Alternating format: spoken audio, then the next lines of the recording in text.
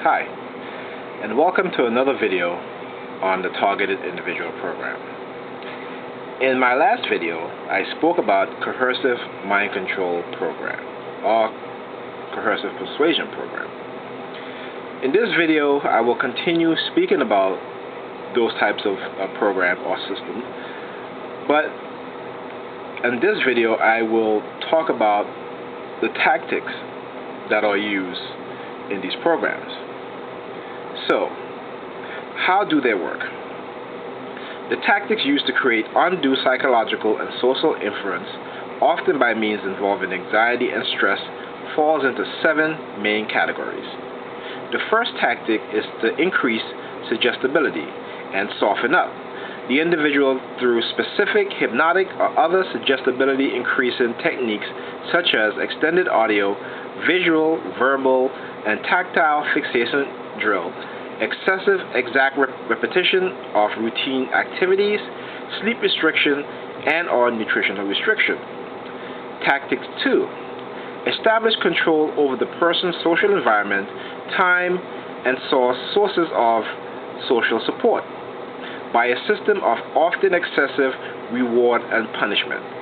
Social isolation is promoted.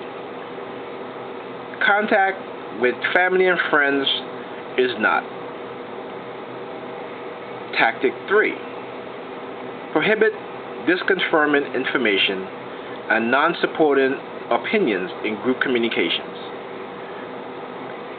Tactics 4. Make the person reevaluate the most central aspect of his or her experience of self. Tactic 5. Create a sense of powerlessness by subjecting the person to intense and frequent action and situations which undermines the person's confidence in himself and his judgment. Tactic 6. Create strong aversive emotional arousal in the subject by use of non-physical punishment such as intense humiliation, loss of privileges, social isolation, social status change, intense guilt, anxiety, manipulation, and other techniques. Tactic 7.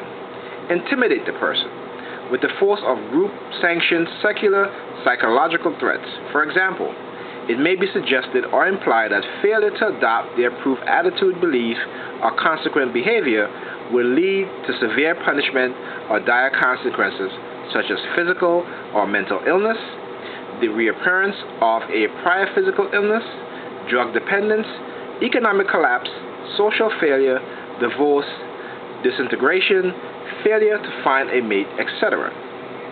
These tactics of psychological force are applied to such a degree that the individual capacity to make informed and free choice become inhibited.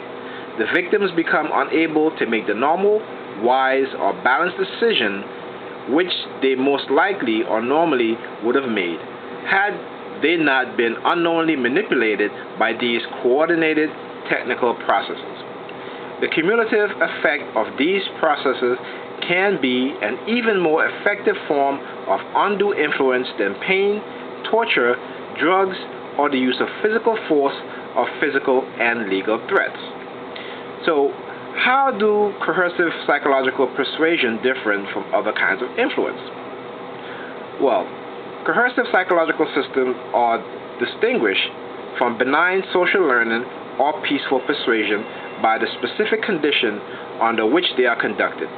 These conditions include the type and number of coercive psychological tactics used, the severity of environmental and interpersonal manipulation, and the amount of psychological force employed to suppress particular unwanted behavior or to train the desired behavior.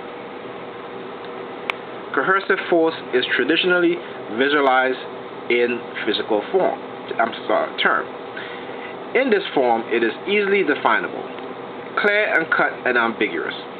Coercive psychological force, unfortunately, has not been so easy to define. The law has been ahead of the physical science in that it has allowed that coercion need not involve physical force. It has recognized that an individual can be threatened and coerced psychologically by what he or she perceives to be dangerous, not necessarily by that which is dangerous. Laws have recognized that even the threatening action need not be physical. Threats of economic loss, social ostracism, and ridicule, among other things, are all recognized by law in varying contexts as coercive psychological force. So why are these systems harmful? Coercive psychological system violates our most fundamental concept of basic human rights. They violate the rights of individuals that are guaranteed by the First Amendment to the United States Constitution and affirmed by many declarations of principle worldwide. By confusing, intimidating, and silencing their victims, those who profit from these systems evade exposure and prosecution for action recognized as harmful and which are illegal in most countries, such as fraud, false imprisonment, undue influence, involuntary servitude, intentional infliction of emotional distress, outrageous conduct, and torturous act. So that is what a psychological coercive persuasion system or program is. Those of you who participate in these types of programs know that what you are doing is a crime. If you are doing this because someone in an authoritative position is allowing you to do this, that is a crime. And some of you who target me feel like, I guess, there is no repercussion for what you are doing and for what you have done. Well, I'm here to tell you that there is. Okay? These types of program destroys people's life. They confuse individuals from making informed decisions that can protect themselves and others. And basically, what you're doing is treating the person as if they're not human, as if they're an animal, as if they're a lab rat.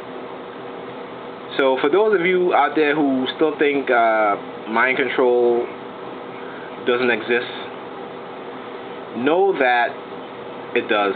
We are brainwashed through media, through television programs, through newspaper stories. You look what happened to the Bush administration, how they lied to the American public to invade Iraq. Okay, they planted stories in the newspaper, false stories, claiming that Iraq had WMDs, and they did not.